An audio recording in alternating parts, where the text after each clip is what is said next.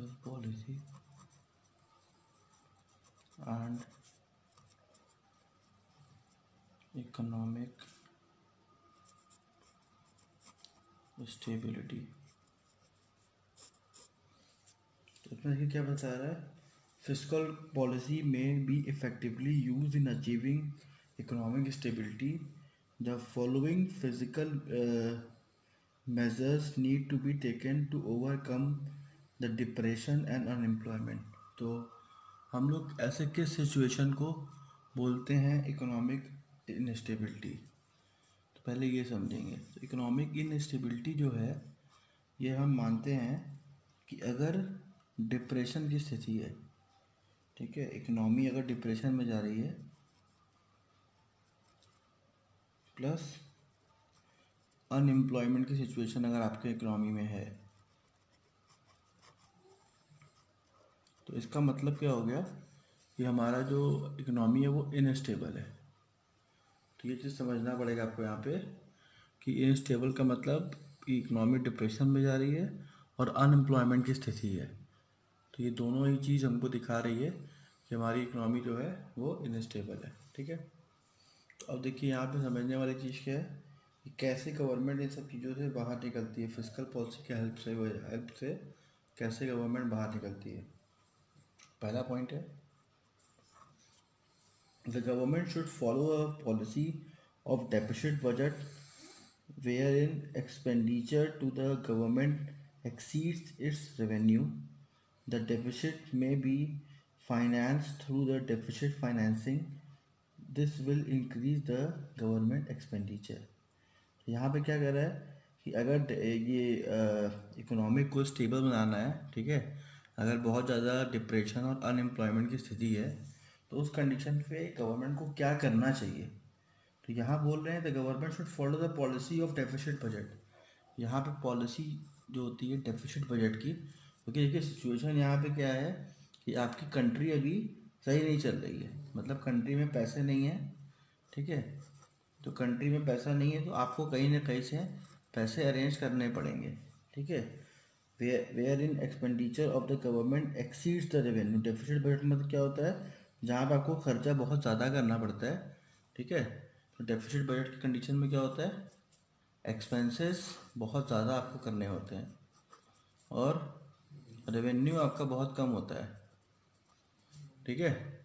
तो एक्सपेंडिचर के लिए आपको तैयार होना होता है कि एक्सपेंडिचर आपको ज़्यादा करना होता है, रेवेन्यू यहाँ पे कम होता है, ठीक है। Deficit may be finance through the deficit financing. यहाँ पे जो आपको मेजर अडॉप्ट करना होता है उसको हम बोलते हैं डेफिसिट फाइनेंसिंग। डेफिसिट फाइनेंसिंग का मतलब क्या हुआ, जो आपके पास पैसा कम हो रहा है उसको डेफिसिट बोलते हैं। फाइनेंसिंग का मतलब हो गया कि आप इसको कहीं से अरेंज करो। तो गवर्नमेंट यहाँ क्या करती है, कहीं से लोन लेती है, या तो अपनी कंट्री से व्यवस्था तो कर नहीं पाएगी तो दूसरे कंट्री से या फिर वर्ल्ड बैंक से कहीं ना कहीं से लोन लेगी, और लोन लेने के बाद वो अपने खर्चे को बढ़ा के किसी तरीके से इससे बाहर निकलेगी, ठीक है, इकोनॉमी को स्टेबल करेगी। पहले तो गवर्नमेंट कोशिश करती है ऐसा कुछ हो ही ना, अगर हो जाता है तो इस तरीके से डेफिसिट फाइनेंसिंग करके गवर्नमेंट इस सब चीज़ों से बाहर निकलती है। सेकंड आते हैं हम लोग, taxes should be reduced so that more purchasing power is left in the hand of the individual. This will increase the consumption expenditure। तो एक और तरीका बताया गया है कि जो टैक्स है उसको आप रिड्यूस कर दो। तो टैक्स रिड्यूस करने से फ़ायदा क्या होगा कि जो प्रोडक्ट आपको 100 रुपीज़ का पड़ रहा है, ठीक है, मतलब MRP जिसकी 100 रुपीज़ है, वो प्रोडक्ट की MRP घट के 80 रुपीज़ हो जाएगी, ठीक है। अभी गवर्नमेंट की कमाई नहीं हो रही है यहाँ पे, कमाई तो कम हो गई क्योंकि गवर्नमेंट की कमाई तो ज़्यादातर इनडायरेक्ट टैक्सेस से होती है। तो यहाँ पे गवर्नमेंट की कमाई कम हो गई लेकिन लोगों की परचेजिंग पावर बढ़ गई। लोगों की परचेजिंग पावर कैसे बढ़ गई, अब यहाँ जो 100 रुपये का सामान खरीदता था अब वो सामान 80 का हो गया, 20 रुपये उसके बचने लगे, तो अब वो 20 रुपये से और सामान खरीद सकता है। तो ऑटोमेटिक मार्केट में डिमांड जो है वो बढ़ जाएगा, मतलब कंजप्शन एक्सपेंडिचर बढ़ जाएगा। तो कंजप्शन एक्सपेंडिचर बढ़ने से फ़ायदा क्या होगा कि हमारे मार्केट में डिमांड क्रिएट होने लगेगा। क्योंकि जो जो एक्स्ट्रा पैसा बच रहा है वो लोग क्या करेंगे, उससे कुछ ना कुछ और खरीदेंगे, तो उससे कहीं ना कहीं हमें फ़ायदा होगा, मतलब हमारी कंट्री में डिमांड बना रहेगा। ठीक है, तो ये सब एक्टिविटीज़ गवर्नमेंट करती है ताकि मार्केट में डिमांड बनी रहे। ठीक है, तो ये भी एक ऐसा सिचुएशन है जहाँ पे देखिए ये सब हम लोग जो पॉइंट बात कर रहे हैं, डिप्रेशन और अनएम्प्लॉयमेंट से बाहर निकलने के लिए बात कर रहे हैं। तो जब ऐसा सिचुएशन होगा, जब सामान सस्ता होगा तो लोग ज़्यादा खरीदेंगे, ज़्यादा खरीदेंगे तो डिमांड ज़्यादा होगा, डिमांड ज़्यादा होगा तो अनएम्प्लॉयमेंट की जो स्थिति है मार्केट में वो सुधरने लगेगी। देखिए सब कुछ आपस में कनेक्टेड होता है। ठीक है, तो कंट्री एज अ होल जब ये सब चीज़ें होती हैं तो बहुत बड़े लेवल पे चीज़ें होती हैं। ठीक है, अगर ये सब चीज़ें अगर की जाए, टैक्स रिड्यूस कर दिया जाए, तो ये प्राइस में कमी आने की वजह से बहुत बड़े लेवल पे चेंजेस होने लगते हैं। ठीक है, अब आते हैं थर्ड थर्ड पॉइंट हमारा है public expenditure should be increased, particularly in the form of the more expenditure on the public work and in providing social security like pension and unemployment benefits। अब देखिए अनएम्प्लॉयमेंट की स्थिति चल रही है, depression की स्थिति चल रही है, तो आपके कंट्री में इस सिचुएशन नहीं सही है। तो उसको सही करने के लिए गवर्नमेंट क्या कर सकती है, पैसा कहीं से अरेंज करे। अगर पैसा अरेंज कर चुकी है, पैसा उसके पास है, तो वो क्या करेगी, वो फोकस करेगी पब्लिक एक्सपेंडिचर पे। तो पब्लिक एक्सपेंडिचर क्या होता है कि ज़्यादा से ज़्यादा पैसा वो खर्च करे, ताकि इंफ्रास्ट्रक्चर तो डेवलप हो ही, साथ ही साथ पब्लिक को वर्क मिले। पब्लिक को वर्क कैसे मिलेगा, जो गवर्नमेंट के प्रोजेक्ट्स होते हैं, ठीक है, वो एक तरीके से दो तरफ फ़ायदा देते हैं। दो तरफ फ़ायदा देते हैं मतलब जैसे अब कोई रोड बन रही है, तो रोड बनेगी तो गवर्नमेंट तो आगे रोड बनाएगी नहीं। ठीक है, तो रोड तो कोई कॉन्ट्रैक्टर बनाएगा, तो उससे फ़ायदा क्या होता है कि लोगों को काम मिलता है। ठीक है, जो वहाँ के लोग, लोकेशन के लोग हैं, जैसे किसी को रोड बनाने के लिए अब बालू चाहिए, ईटा चाहिए, जो भी उसमें मटेरियल लगता है वो चाहिए, तो वो अब वो कंपनी मुंबई की तो मुंबई से लेकर थोड़ी ना आएगी। अगर मुंबई कंपनी को अगर मान लीजिए कॉन्ट्रैक्ट मिल गया रोड बनाने का, तो मुंबई से तो लेके आएगी नहीं, वो बनारस में बनाएगी तो बनारस की ही किसी कंपनी से खरीदेगी, और मजदूर भी बनारस से ही हायर करेगी। तो दो तरह का डेवलपमेंट होता है जब कंपनी पब्लिक, जब कंट्री में गवर्नमेंट जब पब्लिक एक्सपेंडिचर करती है, तो ग्रोथ दो तरीके के देखे जाते हैं। पहले ग्रोथ देखे जाते हैं कि इंफ्रास्ट्रक्चर बन रहा है, इंफ्रास्ट्रक्चर अच्छा हो रहा है। ठीक है, ये तो ग्रोथ हो गया। और दूसरा ग्रोथ जो देखा जाता है, वो देखा जाता है कि वहाँ के लोगों को काम मिलता है। ठीक है, वहाँ के लोगों का बिजनेस बढ़ता है, तो गवर्नमेंट इस तरीके से भी लोगों की हेल्प करती है। प्लस पब्लिक वर्क तो बढ़ाएगी, उसके बाद गवर्नमेंट यहाँ पे फोकस करती है सोशल सिक्योरिटी पे। तो अब सोशल सिक्योरिटी वर्ड जब हम यूज़ करते हैं तो दिमाग में लोगों के आ जाता है सबसे बड़ी बात पेंशन, कि सर अब तो पेंशन वाली बात हो गई। पेंशन तो खाली उसी को मिलेगा ना जो गवर्नमेंट जॉब कर रहा है, उसके बाद ऑलरेडी इतनी सैलरी आ रही है, तो उसको देख के पैसा हम क्या कर लेंगे। तो ऐसा नहीं है। पेंशन और अनएम्प्लॉयमेंट बेनिफिट जो होता है, अब गवर्नमेंट के अलग अलग स्कीम्स आ गए हैं। ठीक है, जैसे नेशनल पेंशन स्कीम, एनपीएस। ठीक है, तो ये सब चीज़ें जो है ना, ये खाली गवर्नमेंट एम्प्लॉयज़ के लिए नहीं है, ये आम जनता के लिए भी है। मान लीजिए कोई बिजनेस कर रहा है, ठीक है, या फिर कोई कहीं पे जॉब कर रहा है, तो वो खुद का अकाउंट एनपीएस में खुलवा सकता है। तो नेशनल पेंशन स्कीम में आप अगर अकाउंट खुलवा लेते हो, तो हर महीने आप कुछ ना कुछ पैसा उसमें जमा करते हो।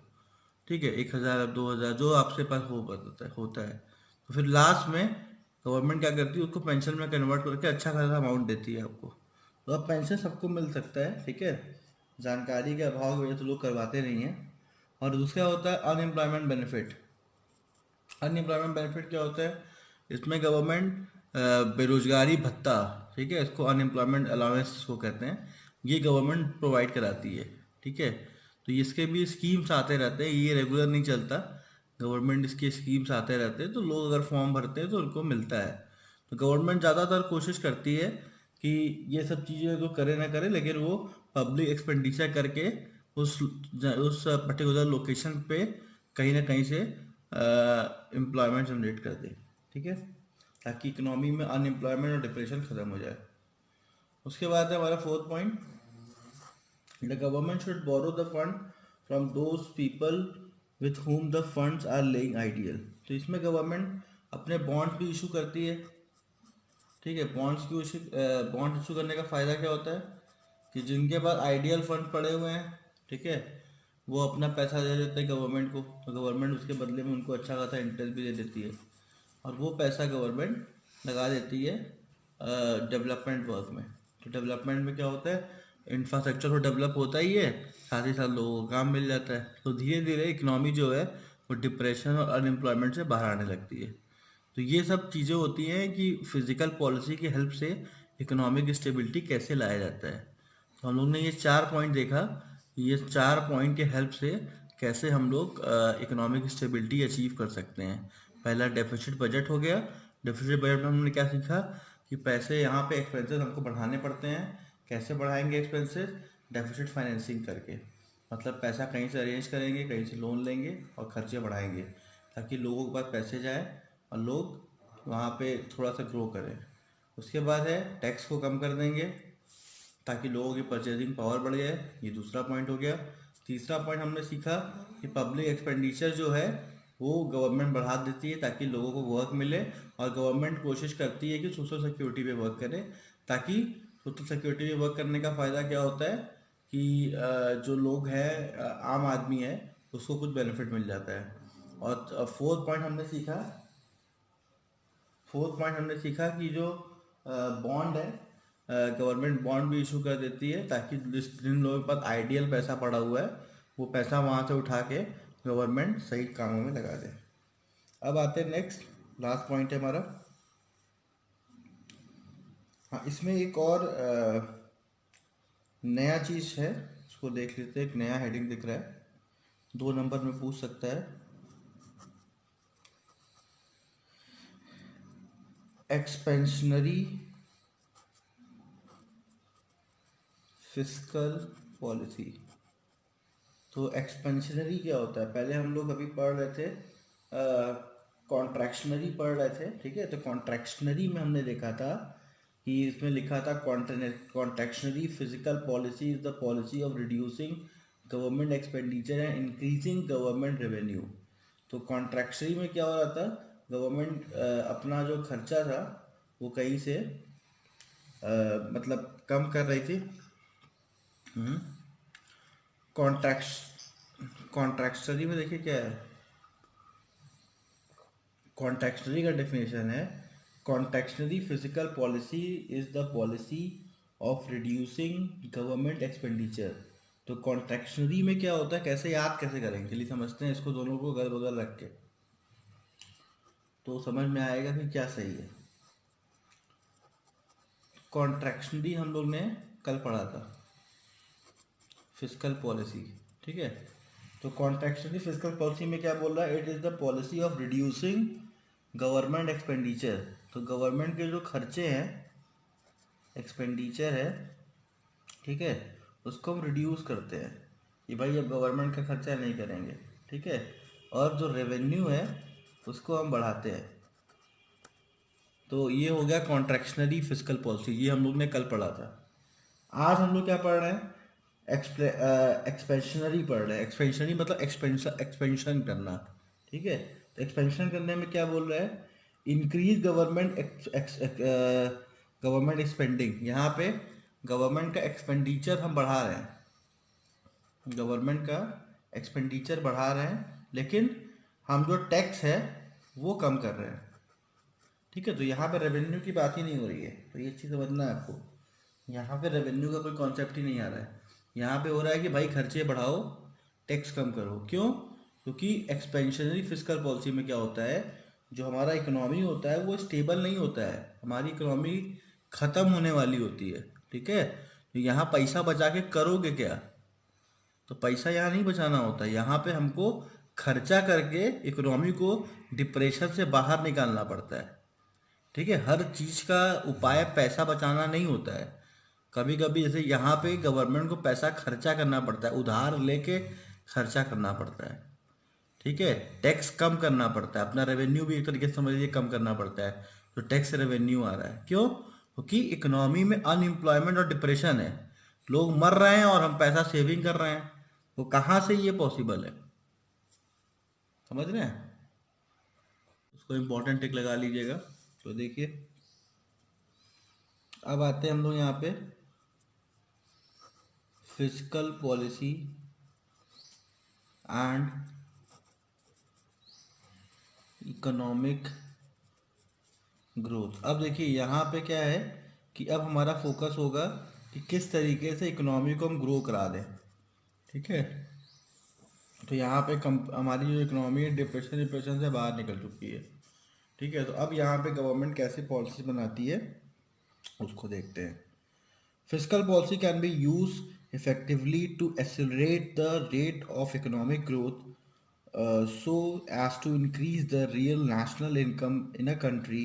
The following physical step may be taken to accelerate the economic growth. तो इकोनॉमिक ग्रोथ का मतलब यहाँ पे हुआ क्या कि किसी तरीके से जो हमारा रियल नेशनल इनकम है, देखिए आपको सब में हम कीवर्ड लिख दे रहे हैं ताकि आपको एग्जाम में लिखने में दिक्कत ना हो। तो अगर इस पॉइंट की हेड में आप लिखेंगे तो आपका फोकस रहेगा रियल नेशनल इनकम बढ़ाने के लिए। ठीक है ना, अब यहाँ गरीबी गरीबी इतना नहीं रह गई है, अब क्या करना है, हमको अपना रियल नेशनल इनकम बढ़ाना है। ठीक है, तो फिजिकल पॉलिसी और इकोनॉमिक ग्रोथ में हम बात करते हैं किस तरीके से हम अपना रियल नेशनल इनकम बढ़ाएंगे। तो देखिए कैसे बढ़ता है। पहला पॉइंट है taxation and the public borrowing policies can be used to provide incentive for saving and investment। तो यहाँ पे हम अपने टैक्सेशन पॉलिसी को और पब्लिक बोरोइंग को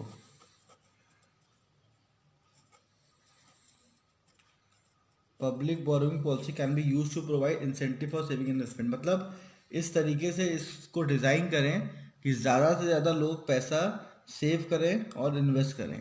ठीक है ना, क्योंकि इकोनॉमी का रियल इनकम कैसे बढ़ जाएगा, अब एक दिन में लोगों की सैलरी तो बढ़ नहीं जाएगी। ठीक है, तो ये दूसरे साइड से गवर्नमेंट हेल्प करती है। ठीक है, तो यहाँ पे पब्लिक बोरोइंग की इंटरेस्ट बढ़ा सकते हैं, थोड़ा सा टैक्स रेट कम कर सकते हैं कि ज़्यादा से ज़्यादा इन्वेस्टमेंट हो। गवर्नमेंट ने ये काम अभी कुछ दिन पहले किया है। कैसे किया है देखिए बताएं। पहले क्या होता था कि एफडीआई पे टैक्स लगाया जाता था कि अगर एफडीआई शेयर मार्केट में इन्वेस्ट कर रही है तो उस पर काफ़ी टैक्स लगाया जाता, तो गवर्नमेंट ने टैक्स बहुत रिड्यूस कर दिया। तो उसके वजह से शेयर मार्केट में बहुत सारे नए इन्वेस्टर्स जो कि एफडीआई के रूप में आने लगे। तो एफडीआई के आने से क्या हुआ, हमारे कंपनी की जो कैपिटल थी, मतलब शेयर्स के प्राइस बढ़ने लगे।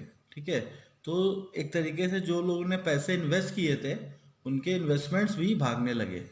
तो ये क्या हुआ, बंदा तो जॉब कर रहा है 20,000 रुपये प्रति महीना पे, लेकिन इधर वो शेयर मार्केट में उसका शेयर का प्राइस बढ़ रहा है। ठीक है, तो कॉन्सेप्ट क्या है कि जो उसकी एक तरीके से जो उसकी इन्वेस्टमेंट करने की क्षमता है वो, और वो अपने आप इन्हांस होने लगेगी। क्यों? क्योंकि अब उसका इन्वेस्टमेंट भी बढ़ने लग रहा है, अब वो सेविंग भी ज़्यादा करेगा क्योंकि उसको लग रहा है कि हाँ मुझे फ़ायदा हो रहा है। तो गवर्नमेंट ये सब भी करती रहती है ताकि इकोनॉमिक ग्रोथ हो सके। सेकंड क्या है, the government may grant tax relief and subsidies to and entrepreneurs to stimulate the investment in the economy. तो गवर्नमेंट यहाँ क्या करती है, सब्सिडीज भी देती है, ये भी अब की गवर्नमेंट ने किया है।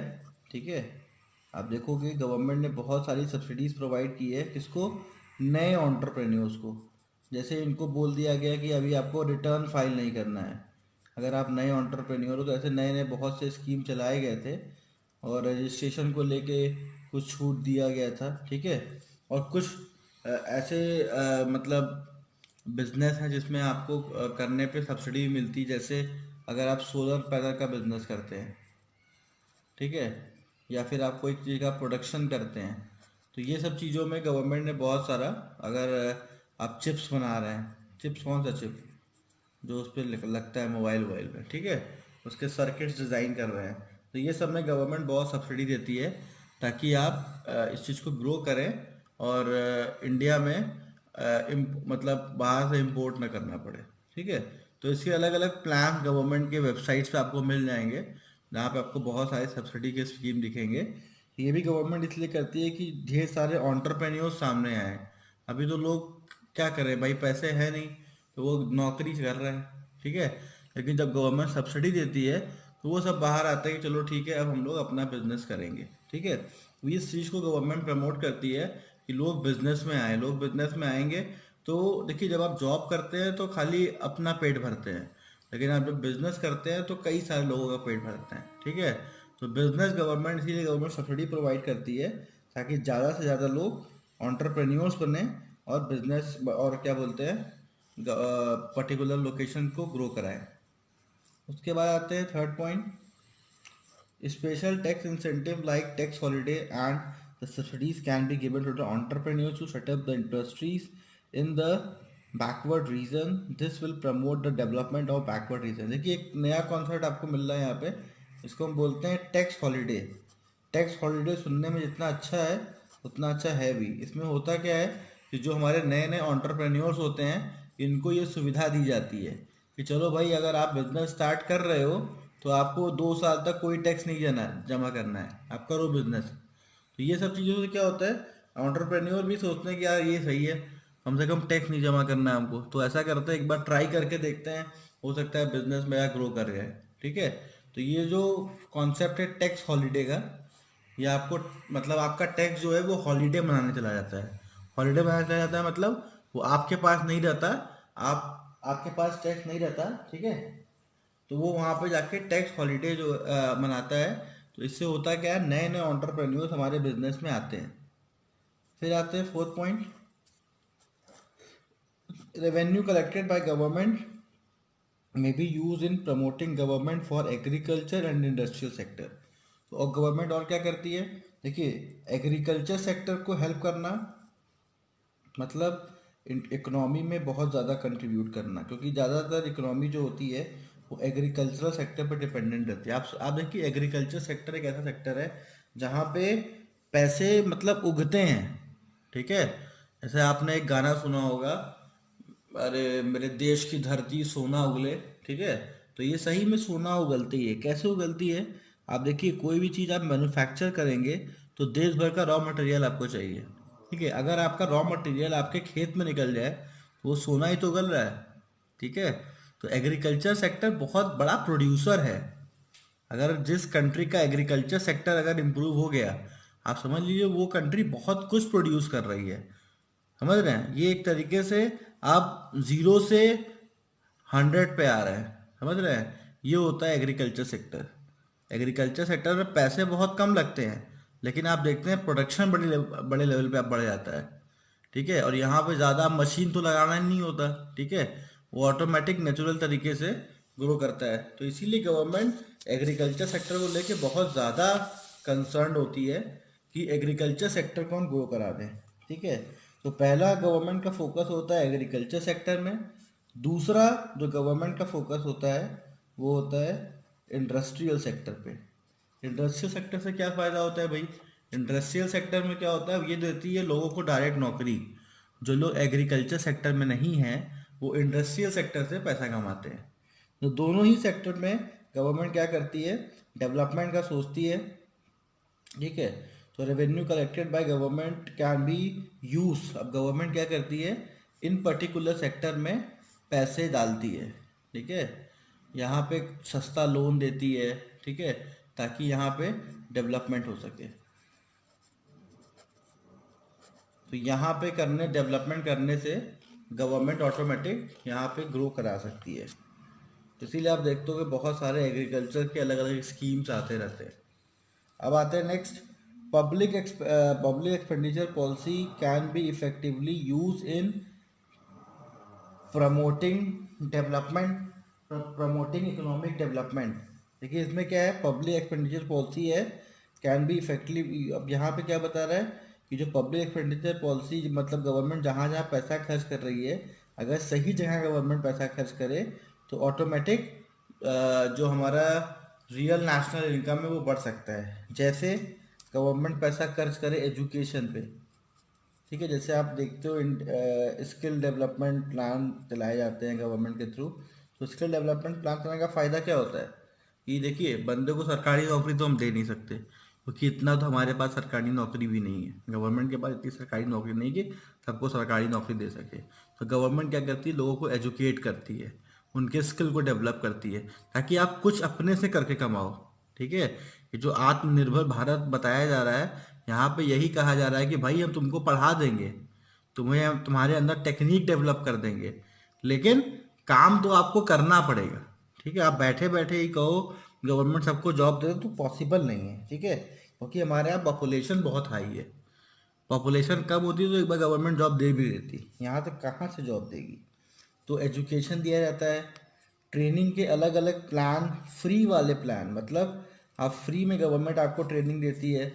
ठीक है, इससे क्या होता है कि आपके पास मतलब कैपेबिलिटी आती है कि आप खुद का अपना बिजनेस स्टार्ट करते हैं, या फिर आप खुद का कोई छोटा मोटा काम कर सकते हैं। तो इससे क्या होता है कि धीरे धीरे जो हमारी रियल इनकम है, रियल नेशनल इनकम, वो ग्रो करने लगती है।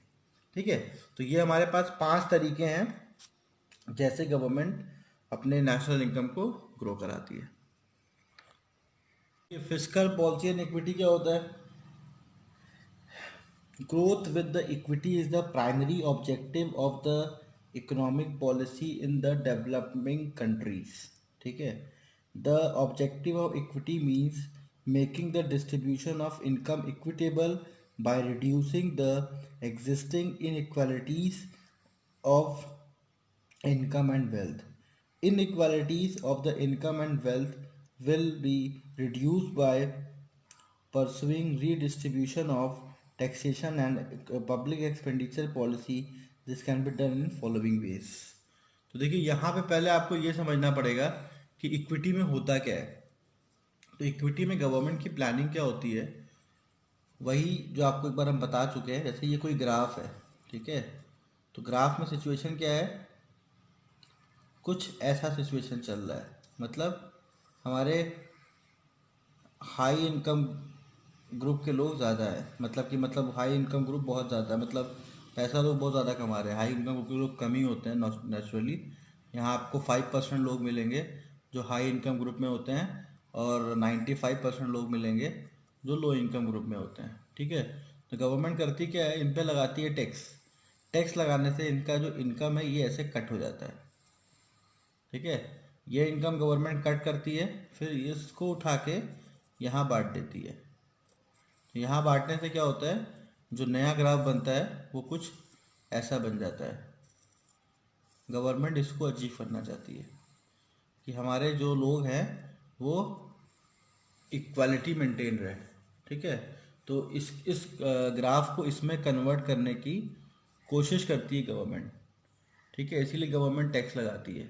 आप देखोगे इनकम टैक्स जो गवर्नमेंट लगाती है वो इसलिए लगाती है कि 30% पैसा तुरंत उनसे लेके आगे बांट दिया जाए, डेवलपमेंट कामों में लगा दिया जाए, ताकि यहाँ से यहाँ तक का सफ़र आराम से हो जाए।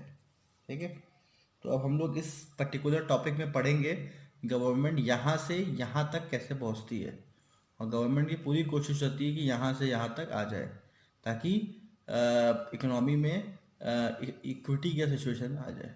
ठीक है, तो पहला बताते हैं, first point, the tax system should be more progressive under which rich are required to pay much more taxes than the poor. तो यहाँ पे क्या कर रहे हैं कि हमारा जो टैक्स लग रहा है, ठीक है, अगर हम ये चीज़ अचीव करना चाहते हैं तो हमारा जो टैक्स सिस्टम है उसको थोड़ा सा चेंज करना पड़ेगा। तो कैसा चेंज करना पड़ेगा, उसको बनाना पड़ेगा प्रोग्रेसिव। तो प्रोग्रेसिव टैक्स स्ट्रक्चर बनाने से क्या होगा कि जो रिच लोग हैं उनके ऊपर, रिच पीपल जो हैं, ठीक है, उनके ऊपर ज़्यादा टैक्स लगाया जाएगा। तो उससे ये चीज़ अचीव की जा सकती है कि उनके पैसे को हम यहाँ ट्रांसफ़र कर सकते हैं। ठीक है, तो यहाँ पे बोल रहे हैं the tax system should be made progressive under which the rich are required to pay much more taxes than the poor. ये क्लियर हो गया। Heavy direct tax should be impose on the rich and very poor should be exempted from the tax. तो ऐसा होता है, government करती है। आप देखोगे 5-5 लाख का स्लैब जो है, 5 लाख के स्लैब के लोगों को गवर्नमेंट पुअर ही मानती है। ठीक है, आपको टैक्स नहीं देना है, ठीक है भाई, 5 लाख कमा रहे हो ईयरली, कोई बात नहीं, आप जाओ। मत दो टैक्स। लेकिन 5 लाख के ऊपर हो तो टैक्स दो भाई। 10 लाख कमा रहे हो, 15 लाख कमा रहे हो, 20 लाख कमा रहे हो, 25 लाख कमा रहे हो, लाओ 30%। ठीक है, ज़्यादा रिच होने की ज़रूरत नहीं है, कुछ दो इधर भी। ठीक है, यहाँ भी लोग डेवलप करें। ठीक है, तो इसके लिए गवर्नमेंट ने टैक्स सिस्टम बना के रखा है, जिसको हम कहते हैं प्रोग्रेसिव नेचर का टैक्स सिस्टम। ठीक है, तो ये सारी कंट्रीज की गवर्नमेंट करती है, खाली हमारी कंट्रीज की नहीं करती है। ठीक है, लोग खाली अपनी कंट्री की बुराई करते हैं, ऐसा नहीं है। हर एक कंट्री में ये सब चीज़ की जाती है, क्योंकि वहाँ पे भी इकोनॉमिक स्टेबिलिटी लानी होती है, इक्विटी लानी होती है। इक्विटी नहीं होगा तो बहुत प्रॉब्लम क्रिएट होती है कंट्री में। नेक्स्ट है item of luxuries and other item which are consume by the rich section of the society should be tax heavily. मतलब अब लग्जरी में अगर आप पैसा खर्च कर रहे हो, यहाँ आपकी कंट्री में लोग खाने के लिए मर रहे हैं। ठीक है ना, मतलब 2 वक्त का खाना नहीं मिल रहा है और बंदा लग्जरी में पैसा खर्च कर रहा है। तो यहाँ पे अब गवर्नमेंट क्या करती है, हैवी टैक्स लगाती है लग्जरी आइटम पे। ठीक है भाई, आपको लगता है आप पैसा कमा रहे हो, आपकी मेहनत है भाई, अब उनको भी बुरा नहीं बोल सकते ना। जो रिच पीपल है वो बुरे तो है नहीं, वो पढ़े लिखे हैं, मेहनत कर रहे हैं, दिमाग लगा रहे हैं, पैसा कमा रहे हैं। चलो कमाओ, कोई दिक्कत नहीं है, लेकिन कुछ इधर भी दे दो। तो यहाँ पे हैवी टैक्स लगाया जाता है लग्जरी आइटम पे। जैसे आप खरीदने चले गए एसी, तो एसी आपका लग्जरी आइटम में आ गया। ठीक है, आपने खरीदा वॉशिंग मशीन। ठीक है, तो भाई एसी वॉशिंग मशीन कौन यूज़ करेगा, जो थोड़ा लग्जरी आइटम में, मतलब लग्जरी वाले स्लैब में जा रहा है। तो अब गवर्नमेंट कहती है चलो भाई ठीक है एसी यूज़ करो, मना थोड़ी ना करेंगे। हमारे कंट्री को आपने इतना कुछ दिया है, इतना मेहनत किया है, लोगों को एम्प्लॉयमेंट दिया है, चलो ऐसा करते हैं 28% टैक्स लगा देते हैं। जाओ एसी खरीदने 28% टैक्स दे दो। ठीक है, दे देंगे। तो वो लोग टैक्स देते हैं। वॉशिंग मशीन खरीदने गए, बढ़िया वाला फ्रंट डोर, चलो लाओ 28%। ठीक है, तो अब जो हमारा जो ये है क्या बोलते हैं रिच पीपल, वो सोचता है यार बड़ा टैक्स देना पड़ता है, तो क्या करे, अब कोई ऑप्शन भी तो नहीं है। तो वो टैक्स वो जमा करता भी है, और ये गवर्नमेंट जो टारगेट है गवर्नमेंट का ये वाला, ये अचीव होने लगता है। ठीक है, तो गवर्नमेंट बहुत अच्छे से ये टारगेट अचीव कर पाती है। ठीक है, जीएसटी का आप स्लैब देखोगे कभी, तो जीएसटी के स्लैब में देखोगे लग्जरी आइटम जितने हैं सब में गवर्नमेंट ने 28%, 18 से 28% का स्लैब बना दिया है। उससे बहुत अच्छा रेवेन्यू जनरेट होता है गवर्नमेंट के पास। ठीक है, उसके बाद आते हैं the government must spend more on those activities which benefit the low income group. तो अब क्या है, गवर्नमेंट के पास पैसे तो चलो आ गए, अब गवर्नमेंट का फोकस जो होता है लो इनकम ग्रुप पे हो जाता है।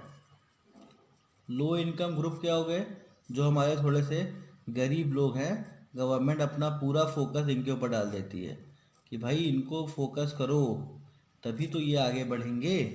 तो कैसे फोकस करती है गवर्नमेंट, ठीक है, तो गवर्नमेंट फोकस करती है उनको एजुकेशन दे के। एजुकेशन ही एक ऐसा सबसे मजबूत टेक्निक है जो आपको गरीब से अमीर बना सकता है। ठीक है, इसलिए बोलते हैं ना नॉलेज इज एवरीथिंग। अगर आपके पास अच्छी पढ़ाई की नॉलेज है तो आप अपने पूरे सिचुएशन को चेंज कर सकते हैं। ठीक है, तो गवर्नमेंट आपको एजुकेट करती है, पब्लिक हेल्थ पे गवर्नमेंट खर्चा करती है कि जो हमारी जनता है उसकी हेल्थ अच्छी रहे। ठीक है, तो गवर्नमेंट बहुत सारा काम करती है पब्लिक हेल्थ को लेके। आपको पता नहीं होगा कि गवर्नमेंट हॉस्पिटल में आपको दवाइयाँ फ्री मिलती हैं। ठीक है, उसके अलावा गवर्नमेंट अपने खुद के स्टोर्स खुलवा रही है, मतलब हर एक डिस्ट्रिक्ट में आप देखेंगे 3 से 4 स्टोर तो अब खुल ही गए हैं, जहाँ पे आप जाके जेनेरिक दवाइयाँ खरीद सकते हैं। ठीक है, तो जेनेरिक दवाइयाँ मतलब समझ रहे हैं, जो दवाई 100 रुपए का होता है वो दवाई आपको 10 रुपए का मिलता है। तो इससे, मगर उसमें कोई आपको नुकसान नहीं करता, वो उसकी ब्रांडिंग नहीं हुई होती है, इसलिए वो सस्ता होता है। गवर्नमेंट उसमें सब्सिडी देती है, बहुत तगड़ा सब्सिडी, टैक्स वैक्स कुछ नहीं लेती उसमें। तो गवर्नमेंट क्या कर रही है यहाँ पे, लो इनकम ग्रुप की हेल्प कर रही है ताकि लोग एजुकेशन करके आगे बढ़े, और पब्लिक हेल्थ मतलब उनकी हेल्थ भी अच्छी रहे, तभी तो कंट्री ग्रो करेगी। गवर्नमेंट ये सब कम काम करती है। ठीक है ना, अब आते हैं next fourth point. The government should undertake investment in setting up industries in the backward region. अब देखिए, बैकवर्ड रीजन में इंडस्ट्री सेटअप करना ये बहुत इंपॉर्टेंट है। इसके लिए भी गवर्नमेंट क्या करती है, आप देखते होंगे टीवी पे कभी कभी ऐड आता है कि अलग अलग लोकेशन पे गवर्नमेंट ट्रेड फेयर्स लगा रही है, ठीक है ना। तो ट्रेड फेयर होता क्या है, जिसको हम लोग हिंदी में बोलते हैं व्यापार मेला, ठीक है। और दूसरा क्या चलता है, समिट्स चलते हैं, ठीक है। तीसरा क्या होता है, बड़े बड़े मीटिंग्स होते हैं। चौथा क्या होता है, इन्वेस्टर्स को बुलाया जाता है, ठीक है। तो यहाँ पे ये सब सिचुएशन गवर्नमेंट क्यों करती है, गवर्नमेंट इसमें क्या करती है कि नए नए लोग आए और हमारी बैकवर्ड रीजन में अपना कुछ पैसा लगाएं, ठीक है। तो आप देखेंगे यूपी जैसे रीजन के लिए भी गवर्नमेंट ऐसा बहुत सा प्लान करती है कि यूपी जैसे रीजन में भी ग्रोथ हो। कैसे, ट्रेड फेयर लगा के, ट्रेड फेयर लगाने से नए नए इन्वेस्टमेंट अपॉर्चुनिटीज़ आते हैं, इन्वेस्टर्स को बुलाते हैं। तो इन्वेस्टर्स को बुलाने से भी नए नए बिजनेस अपॉर्चुनिटीज़ आते हैं, ठीक है। और सस्ते में उनको ज़मीन प्रोवाइड करना, ये सब करके गवर्नमेंट किसी तरीके से ग्रो करने की कोशिश करती है।